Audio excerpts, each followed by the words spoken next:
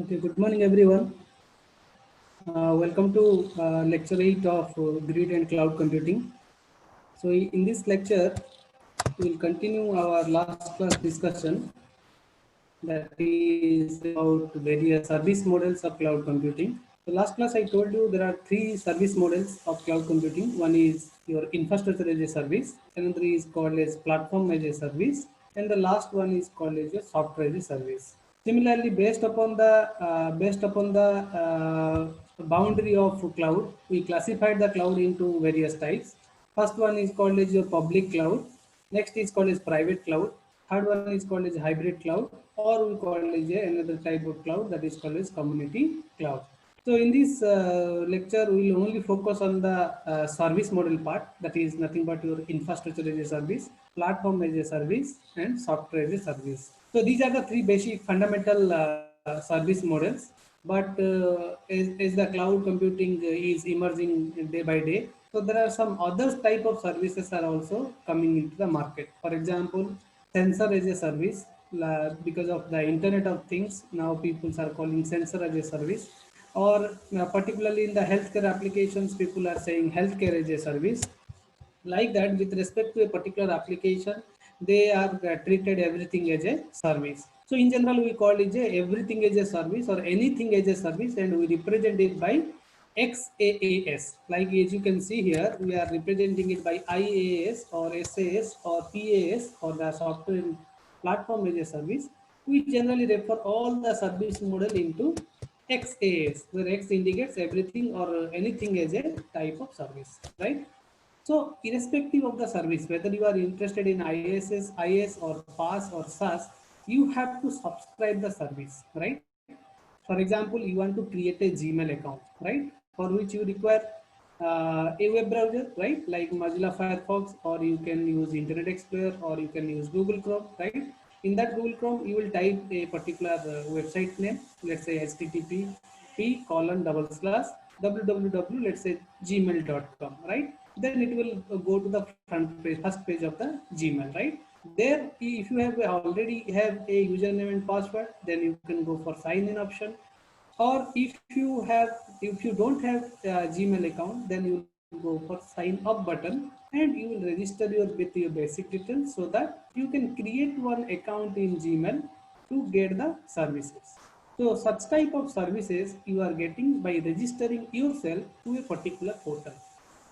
Similarly, if you want to use the cloud services, you have to go for subscription based service. You have to subscribe. Like whenever you are recharging in your mobile, okay, you recharge your particular service providers, like maybe Geo Connection or Airtel or Vodafone or any services whatever you are using. So what you are doing, you are recharging for internet, or you are recharging for let's say let's say for voice call, right?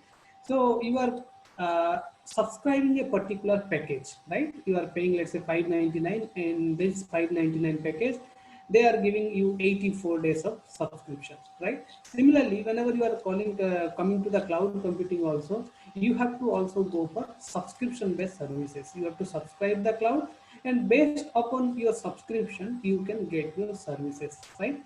Next, these subscription based models are based upon the pay as you go model.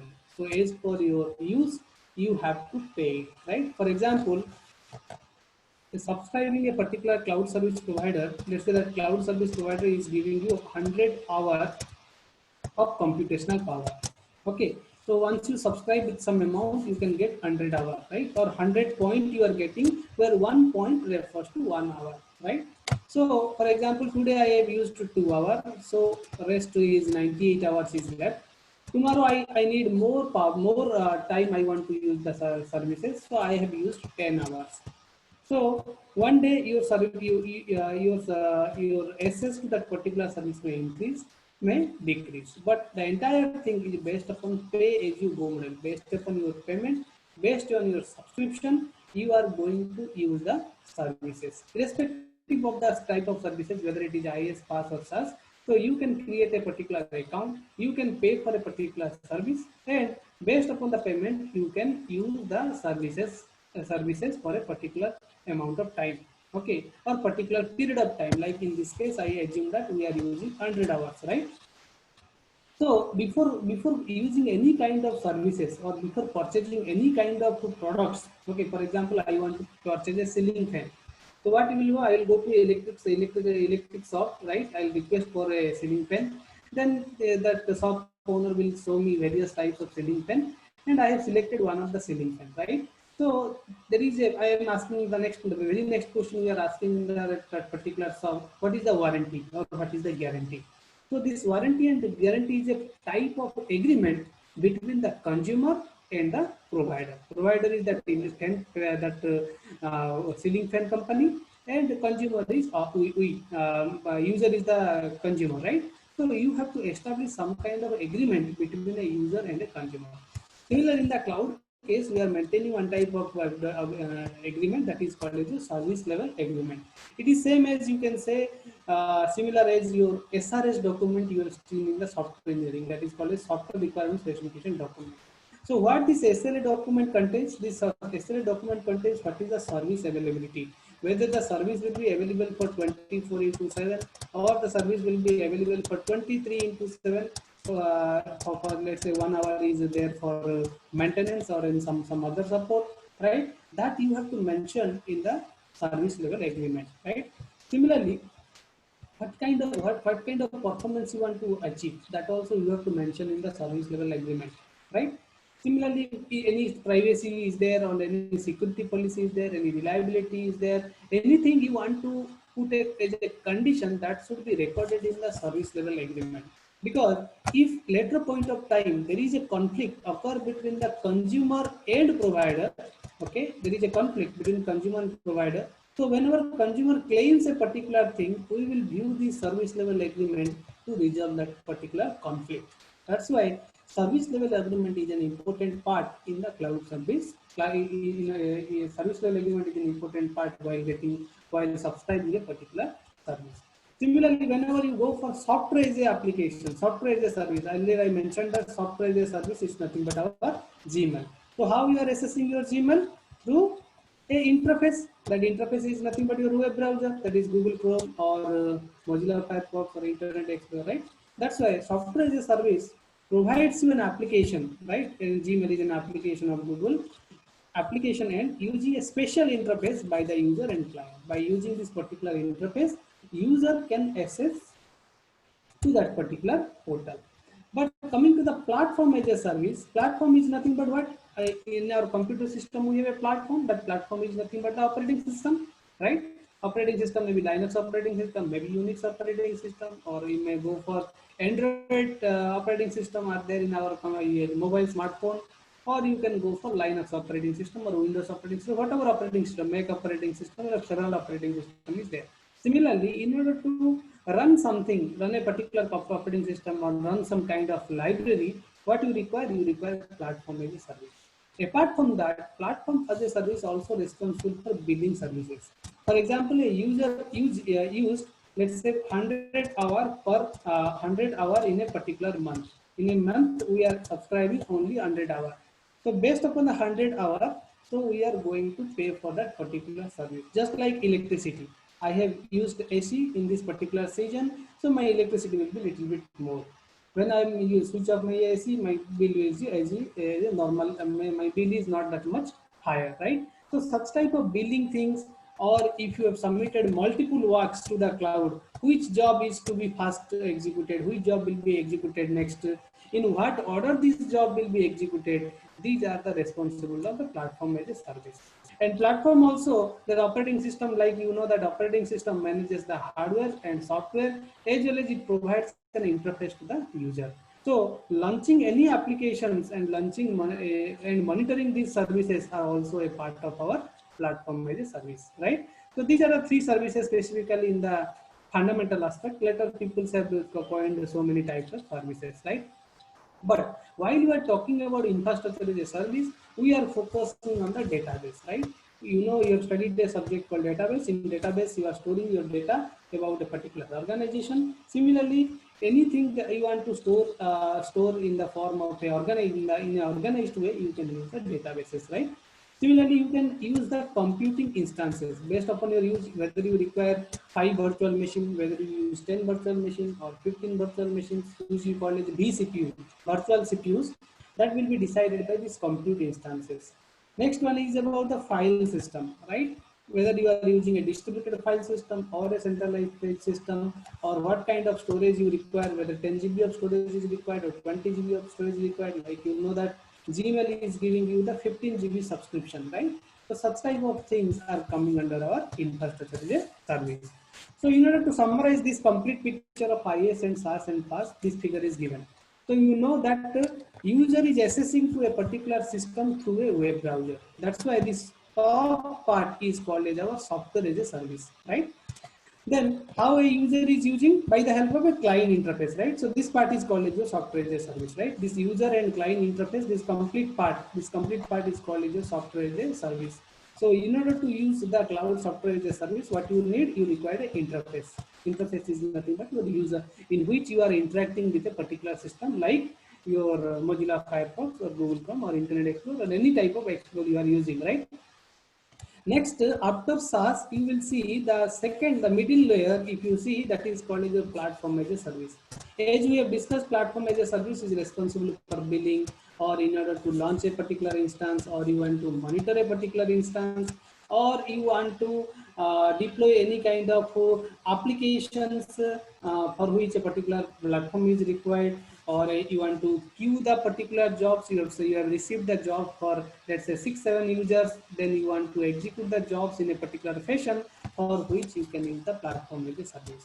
But if you go to the bottom level is called as an infrastructure as a service, in which data center is there. Inside data center, you have several servers are there. So if you see this in this particular figure, they have written IaaS. There is a master node is there. Like I told you in a cluster, if in a particular layer 30 computer systems are there, one computer I will be designated as the master node, right? And this computer is now connected to 29 computer of a particular layer. They are called as a worker node, right? So whenever a application you want to submit to a cluster, so you have to submit to the master. Master is the sole node in which the user will communicate. Okay. Then after receiving a particular work by master, what it will do? It will divide that work into small pieces and give to the worker nodes. So that worker nodes will execute these works and again return that work to the master. Then master will consolidate the work and master will submit that work to the user, right? So whenever you go for Hadoop or HDFS, Hadoop Distributed File System, you will get more details about this master and worker and distributed file system. So this the last part is called your infrastructure as a service. So if you see the hierarchy, the bottommost is called your infrastructure as a service, middle one is called your platform as a service, next one is called your software as a service. In the top, user is there. User is accessing to the software as a service through a client interface. Now, so why these services are popular? Because these services, for example, I require 100 CPUs, right? I require 100 CPUs of particular configurations, right? Like you are saying i3 processor, i5 processor, i7 processor, multi-core architecture, core-to-go architecture. Like that, I have mentioned I require 100 CPUs to run a particular applications, right? But whenever you are going for 100 CPUs, it is practically not possible to purchase 100 CPUs, right? I cannot purchase 100 different computers and do some kind of connectivity among these 100 computers and I will get that particular power to execute a particular applications. So what I will do, I will request these 100 CPUs to the cloud infrastructure. I will request cloud to provide me these 100 CPUs, right? Once cloud will provide these 100 CPUs, I can run my applications. Once my application is successfully completed, I will return these 100 CPUs to the cloud. So such type of things are called rented services. Like whenever there is a marriage party is there, what we are doing, we are purchasing 100 or 500 or 1000 number of plates based upon the invited guest. And these 500 plates we are not purchasing for our home. We are generally asking a vendor to give the 500 plates, right? Because we know that in this function 500 people is going to attend or 100 people going to attend. Once the marriage party is over, we are returning these 500 plates to the original vendor. So for a particular period, let's say for the 2-3 days, we are subscribing this 500 plates and they are giving this 500 plates to us. And after that, we are returning this these plates, right? Similarly, we can use the cloud infrastructure for a particular period of time, let's say 2-3 days. And once our work is done, then we can return this to the cloud service provider. So rather than purchasing a particular part, what we are doing the renting of the services, right? Similarly, if you see the user case, user generally what user do? User generally deploy and run application over a particular operating system environment, right?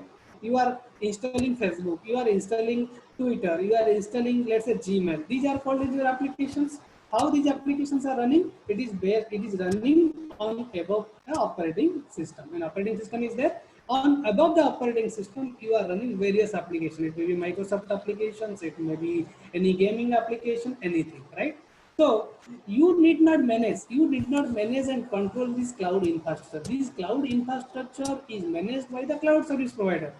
I also mentioned that after 18 months, whatever computer system is there, that is completely changed. The processing power is changed after in each and every 18 months. So if I purchase a particular infrastructure, then after 18 months, that infrastructure is no more the recent one, right? So, but if you are going for cloud infrastructure, then it is the responsibility of the cloud service to change the infrastructure. So user need not worry about what kind of infrastructure, whether it is a when infrastructure is rapidly changing in 18 months or 12 months or very frequently, user need not bother about this infrastructure. However, user can control the operating system.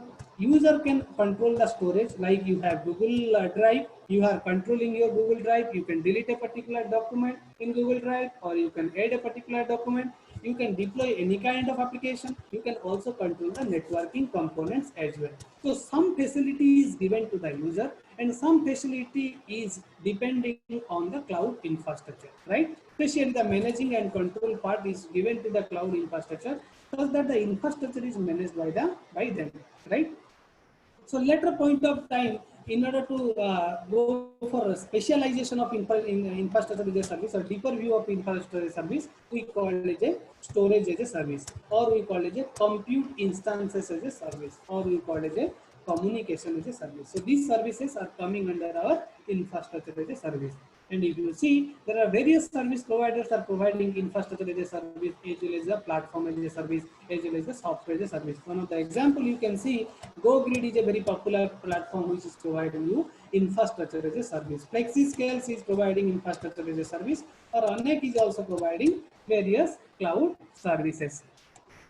Now, if you see which company is providing public cloud services, if you see, Amazon is the leading cloud service provider for providing infrastructure as a service. So suppose you require infrastructure as a service, maximum clients or maximum companies, maximum organizations are heading towards Amazon, because Amazon provides reliability of 99.99. That much availability is there for Amazon EC2. That's why people are heading towards Amazon EC2. So what kind of things Amazon EC2 provides? Amazon EC2 provides the resources based upon the instances, right? An instance may be called as small, for example, small instance, Amazon is called as x.small, right?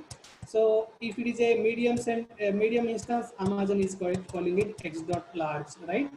So if it is a very big, Amazon is called as double X large, right? Something like that, right? So if you compare these type of instances, what you will find, the computation power of a small instance is very small, and computation power is a large instance is little bit more.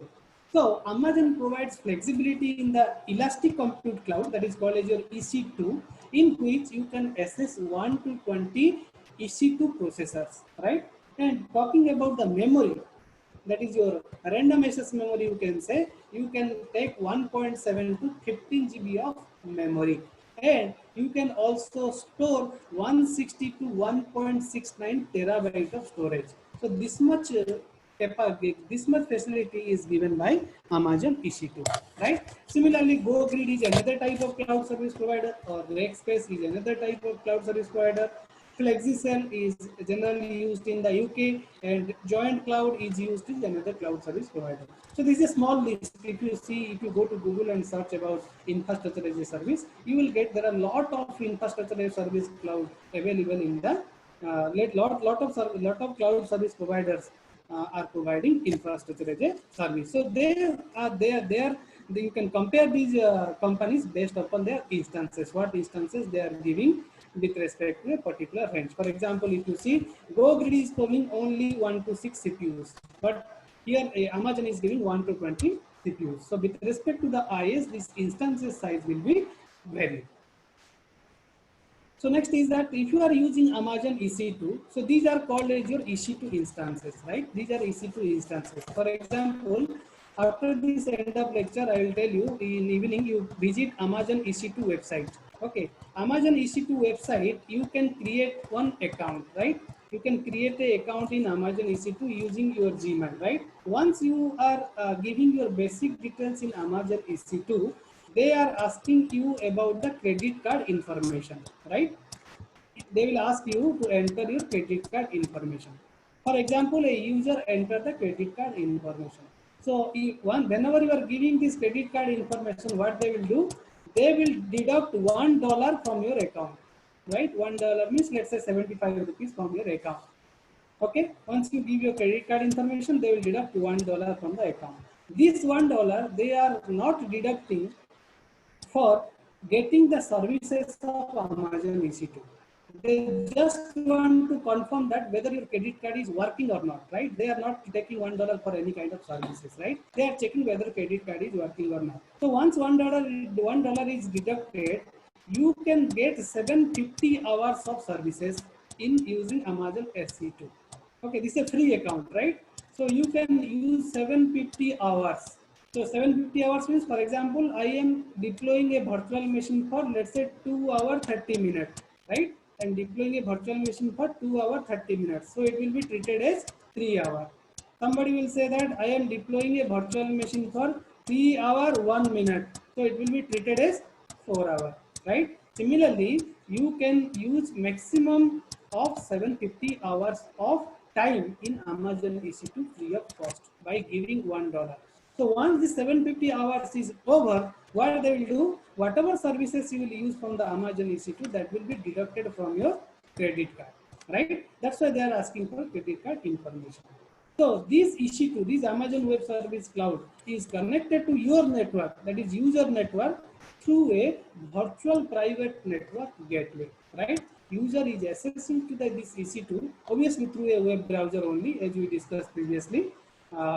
But this EC2 network, right, this Amazon Web Service Cloud is connected to the customer's network through a secure virtual private network gateway, so that user can get the services from Amazon EC2. Similarly, whenever you go for platform as a service, right? Platform as a service is PaaS, right? So if you see this complete architecture, I already mentioned here that in the bottom layer you have infrastructure as a service, middle layer you have platform as a service, and the top layer is a software as a service. The same thing is written here.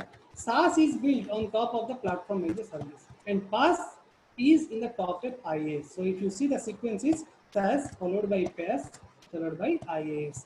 So in the platform, you are relying on the operating system, or you are relying on the runtime library support. Like Android is a platform you are using in your smartphone.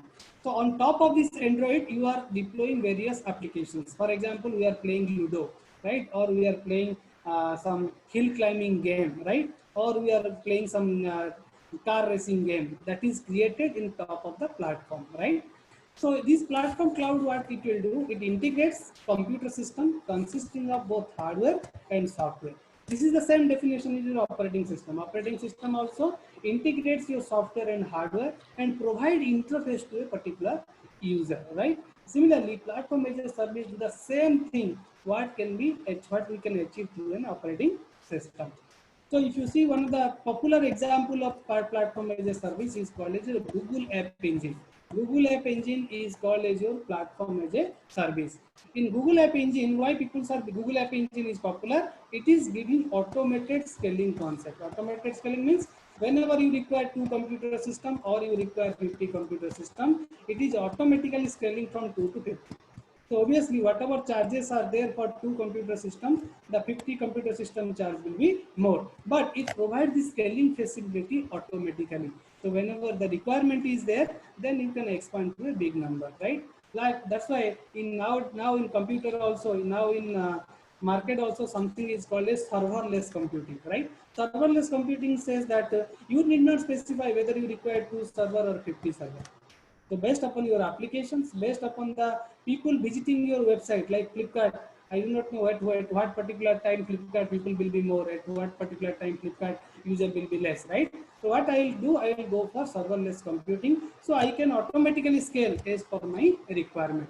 So obviously there is a load balancing strategy. Load balancing strategy says that, so whatever servers are you are using or whatever things you are using, loads of on each and every individual server should be equal, right? Or should be more or less equal, right? It should not be one computer is busy for 90% of time, another computer is completely idle, right? Such things should not be there. So load balancing is also one of the important features provided by Google App Engine.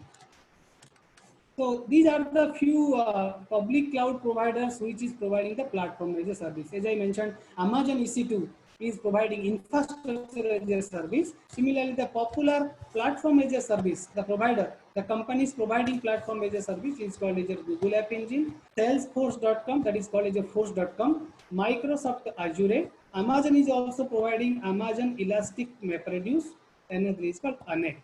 This ANEC is developed by Professor Rajkumar Bhuiya, that is by Manjara Soft company, and Professor Rajkumar Bhuiya is a part of University of Melbourne, right? So their student developed one of the services that is called as ANEC, right? ANEC is called as a platform as a service. Similarly, like I mentioned you, Amazon EC2 is providing 1 to 20 number of processors. GoGrid is providing 1 to 6 number of processors. So these platforms are maybe changed. For example, Google App Engine uses Python, Java, right? Somebody may use Python, C++, PHP, right? Somebody may use .NET platform. So based upon the different different platform as a service provider, these language platform will be changed, right? And their programming models will be changed, their targeted application will be changed. But these are the very popular platform as a service provider. So you can search in Google for more platform as a service. This is not a complete list, you can say. So I am giving only 5 providers name. But if you go to Google and search, you will get more more cloud service provider who is offering platform as a service. So what you will do, how you are assessing these services, right? Generally, user is using a portal, right? User is using a web interface or user is using a web browser to assess. So how you are assessing your Gmail? You are writing HTTP www://www.gmail.com. So you are making a HTTP request, hypertext transfer protocol request, right? In return, what you will get? You will get a response. One page will be given, right? Based upon your input, the next page will be displayed, right? So you are going for a particular user interface. So that user interface is connected to a load balancer. Okay, that in the Google case, Google called it a Google load balancer.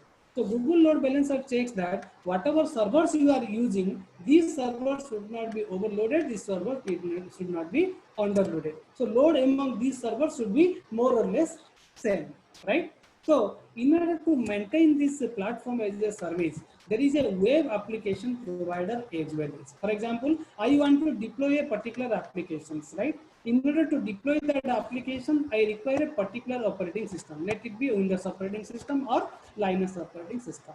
So Google App Engine is connected to your web application provider, okay, which is connected to your local development, right? In the local development, you can run a particular cycle.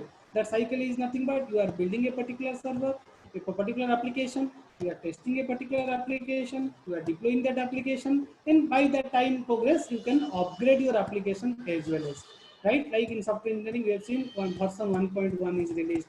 Later a point of time, version 1.2 is released. If there is a major modification, then version 2.1 is released. Then version 2.2 is released. Like that, it will progress, right? And this development is periodically changing by the process of build, test, deploy, and upgrade. This process will be continued by Google App Engine in order to update the particular applications, and this is connected to your infrastructure, right? So in this way, you can submit a particular application through this HTTP, and this will be managed by the platform as a service or in the infrastructure as a service. Now the last part is your software as a service. Software as a service, what you are doing, as we already discussed, it is nothing but a browser initiated application software, right? This is not a system software. System software is your operating system, right? Application software is nothing but your Microsoft Word, or you can say web browser, whatever you are using. So that is called as your application software. So the most advantages you will get whenever you are using cloud services, that is there is no upfront commitment or investment in the server or software licensing.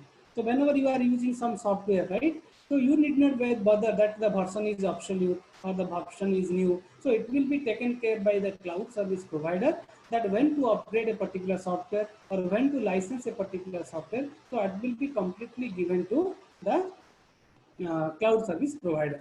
So Google, Gmail, Docs, and Microsoft SharePoint, these are the popular software as a service. Google Drive is a storage as a service, like this Google Documents and Google Gmail, or you are opening a particular Word document in Google, right? These are called the software as a service. So many companies are there which is providing two services at the same time. For example, IaaS plus PaaS. These two services combinedly provided by Google as well as Microsoft. But Amazon and GoGrid is providing infrastructure as a service, right? One service provider may be very famous for infrastructure as a service, another may be famous for the platform as a service. Like that, it will vary. So if you see the success stories of SaaS applications, right? For example, one company want to find the DNA sequence, right? A DNA sequence, like every animal is having a DNA sequence. So based upon that DNA sequence, we are developing a drug, right? Like people are now struggling for the drugs for COVID, right? So similarly, I want to do it, right? So for DNA sequencing, I require a lot of power. So where I will get this power? I will request to Amazon AWS, Amazon Web Service. Amazon Web Service will give me the computation power, so that I can analyze a DNA sequence in order to develop a new drug. So this is one of the real life story of software as a service. Similarly, like you know that the Indian Times is there newspaper, right? Or Times of India newspaper is there. Similarly, New York, there is a newspaper that is called as New York Times. Earlier, New York Times newspaper is in the traditional mode. Traditional means mode. Traditional means manual mode, right? So there is no online platform, right? Nowadays we are getting e-paper, right? If you want to read a newspaper, any Telugu newspaper, any Hindi or English newspaper, you are going to that particular website and you are seeing the e-newspaper, right? So similarly, New York Times plan to convert all the traditional newspaper into a web-friendly format.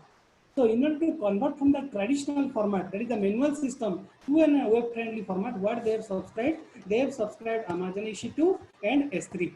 S3 services, that is simple storage service cloud, right? So within a very frequent time, let's say 36 hours, within 36 hours, they completely transfer the traditional system to the automatic system. So this is also one of the true success story of the software as a service.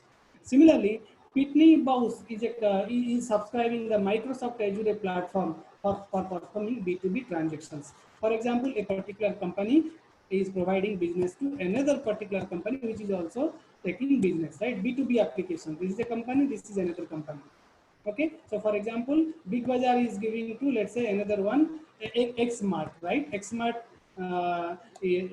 Big Bazaar is giving products to Xmart. Xmart is providing the product to the consumer, right? So this is a B2B transactions. This transaction is handled by Microsoft Azure for the company Pitney Bowes, right?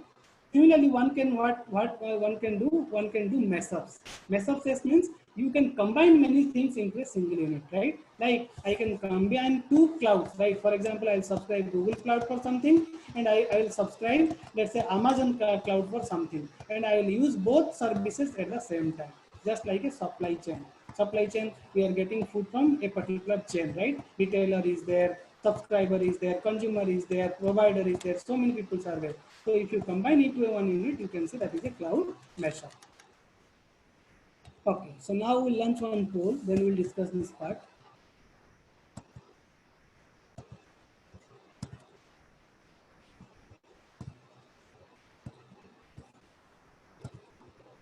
So please answer this question. Which one is odd? Which one is odd?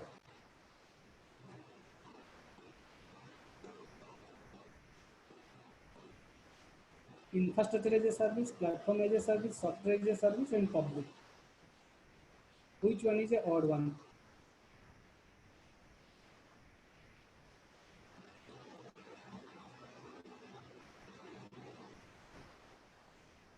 So I'm stopping the poll now.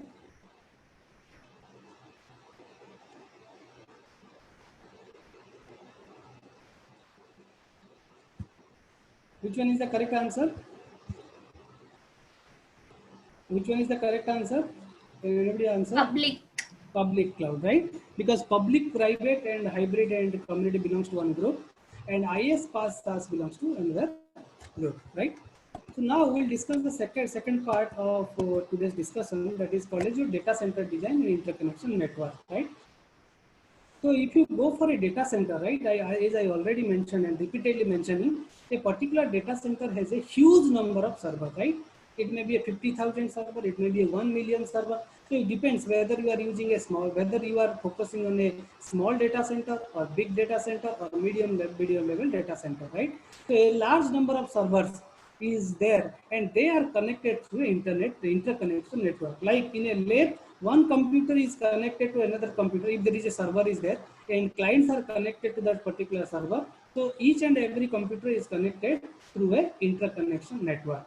But nowadays what happened, rather than going for data center, nowadays people are going for container.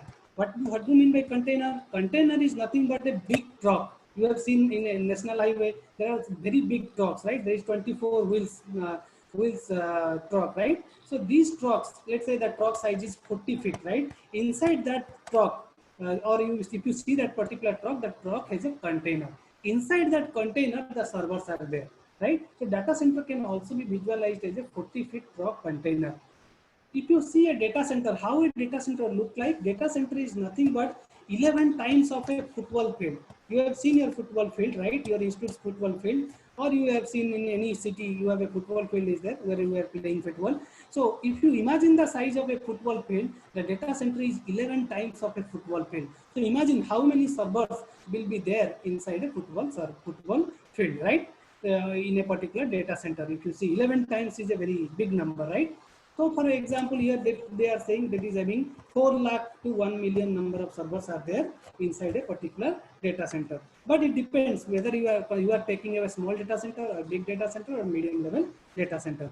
But whenever you go for small level data center, it may consist of 1000 servers as well, right? So you cannot say that all the data centers are having same number of servers, right? But another thing also you try to understand, if you are running a particular data center, some cost is incurred for that, right? You are running your computer system, you are paying the electricity bill, and for the computer system, your cooling system is also required, right? For your computer system, you are paying the internet in order to connect to Gmail or any kind of services. So similarly, if you concentrate, the network cost is nothing but $13 for Mbps. Network is required to communicate from one computer system to another computer system. So if you see, the monthly charge of a network cost is $13. Similarly, storage cost is $0.4 for GB, right?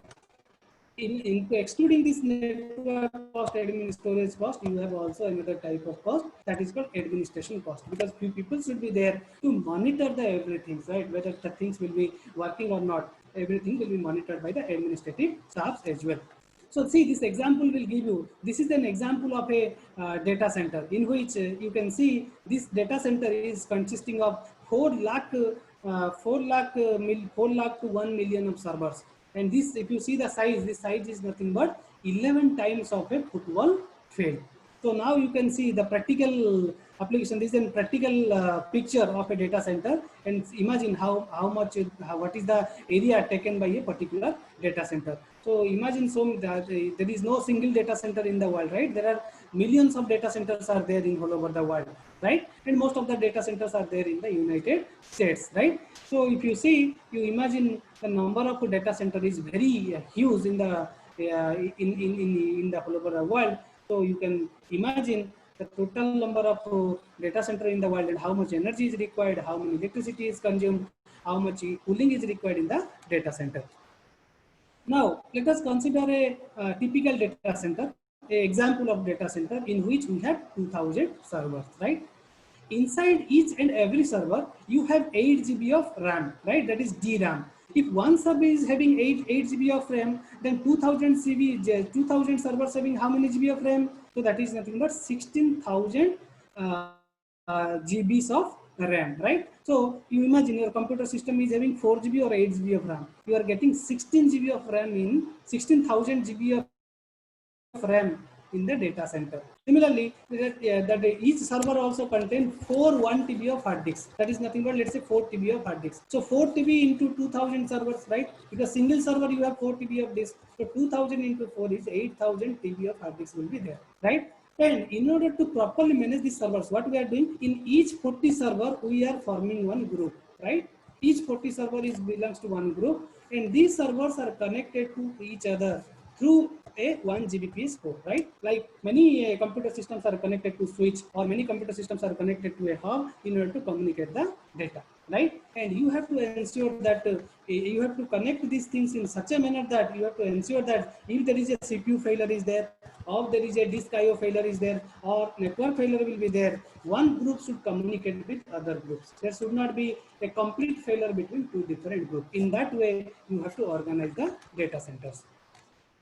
So you have to also focus on the reliability of the system. So reliability will always be increased if you want to duplicate the things. For example, if you go for the flight system, airline system, in a airline system, total number of server is nothing but 2n plus 1, right? Total number of server used in an aeroplane is nothing but 2n plus 1. So what is n? N is nothing but the number of faults.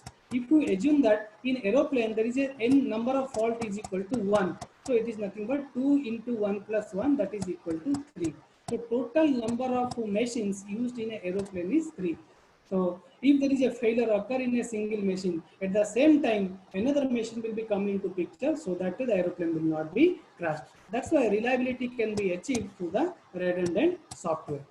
Similarly, software, if you want to go for software, you are running in the multiple copies in a various locations. I am running the same software in multiple places. So what will happen if there is a crash occur in a single place? It will be running in the other places also. So overall, the system will not be crashed, right?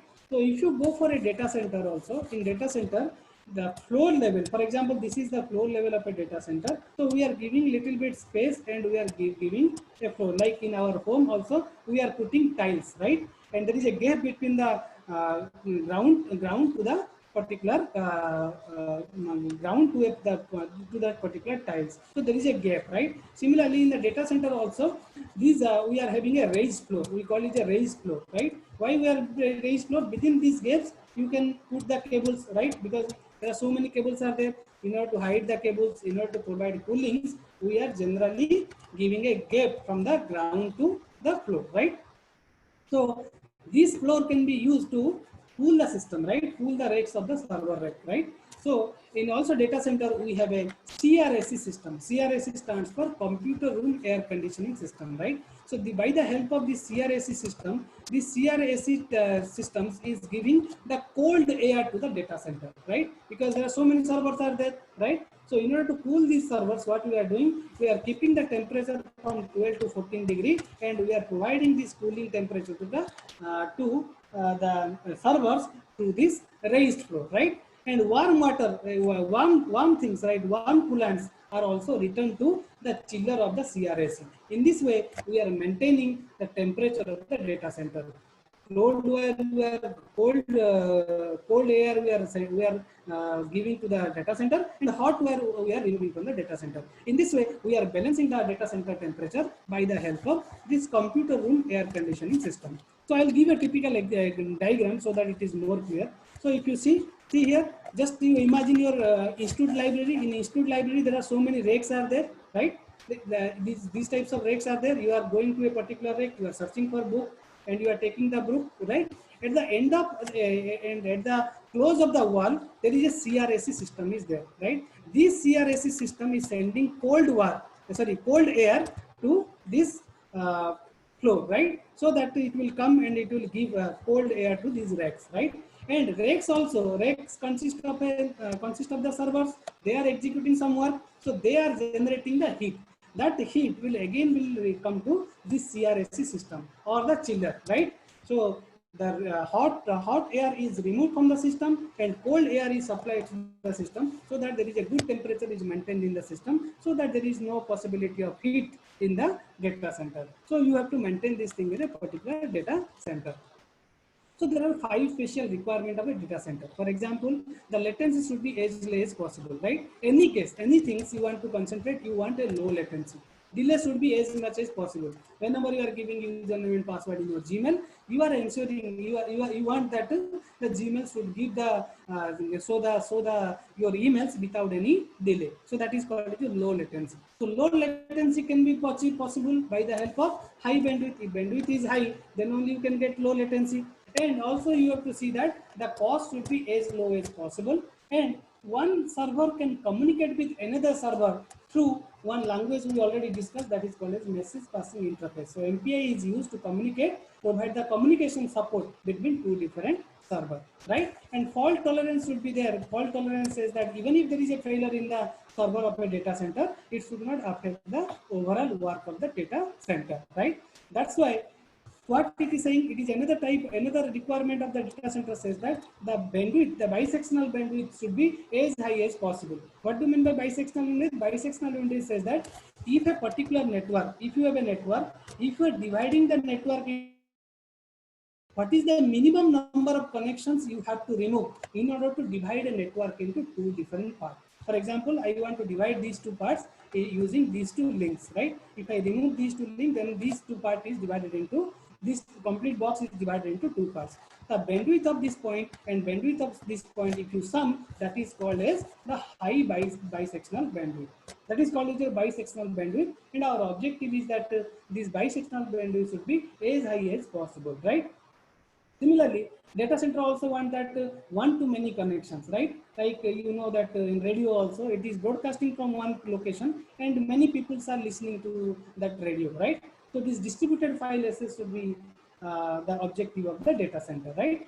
So based upon the number of users, based upon the bandwidth, based upon the load balancing, based upon the data movement between two different servers, the topology, the network topology between two different data centers need to be restructured, right? You can restructure the network. Whether suppose I am using today star topology, tomorrow so many users participating in my network, so I have changed to let's say mesh topology or tree topology or XYZ topology, right? So this topology will be restructured based upon the expansion of the data center, or in order to make the load balancing, or in order to successfully transfer the data with low latency and high bandwidth in a data center system. So similarly, these data center owners now buy the container. They are not deploying the data center in a single place. What is the reason? If a single place you are keeping, cooling should be a constant, or electricity may be a problem. But if you are using a server container is nothing but a just like your truck, right? Just like a truck is having a container. If such a container will be there, maintenance will be easier, cooling should be easier, electricity price will be a little bit reduced, right? So one can also connect multiple container. I can connect I can place multiple trucks in a single place, in which there are a lot of servers are there inside a particular truck, so that I can do a big data center in a single place, right? So while you are putting such things, you have to ensure that whenever there is a connection between two different servers, so there should not be any problem. If you are deploying multiple servers into a particular place, right? So for example, in your particular lab, you have two servers, right? So you have to ensure that there should be multiple paths exist between two different servers, so that if a particular link will be failed, it will not affect to any other link. That is nothing but single point of failure should be avoided in the data connection network, right? Similarly, data center design, whenever you are designing a data center, you have to go for in two different modes. Whether you go for the switch centric, switch says that switch is connecting multiple server, like LAN connection you are giving by the help of a switch, you are connecting many computers through a switch, right? That is called a switch centric. But whenever you go for server centric, server is having an operating system, it is giving one instance of the operating system to individual computer system. Okay, so that in server centric, you can modify your operating system running on the servers. So this is a typical example. If you see these computers are now connected to a particular switch, right? So a particular a computer may be connected to multiple switch as well, right? You can see that these two computers are connected to single switch. It may happen that one computer may connected to two different switches. In the top level, you have 4 switches, right? So user can submit the work just like last class I told about border router, right? We are submitting our work to the internet. It is coming to the border router. Then it is coming to these switches. These switches is giving the work to the local switches, right? These bottom layer switches, they are connected to your computer systems, right? So a set of computer system is connected to a set of switches, right? In order to provide data communication, that we call as a pod, right? This pod indicates that a set of computers are connected to a set of switches, right? And edge switches are there in the top layer, right? So that multiple pods can be connected to multiple IP address, so that in order to provide data communication. But you have to ensure that if there is a link is failed, for example, this link is failed, you have to ensure that in any other way, you should reach to this particular switch, right? For example, this link is failed. I can go to this particular switch in order to reach to some computer system, right? Or if a particular link is failed, this link is failed, then I can reach to this particular computer system by the help of this particular link. If this link is failed, I can use this particular link to reach to the computer system. That's why in between two computer systems, you should have multiple paths.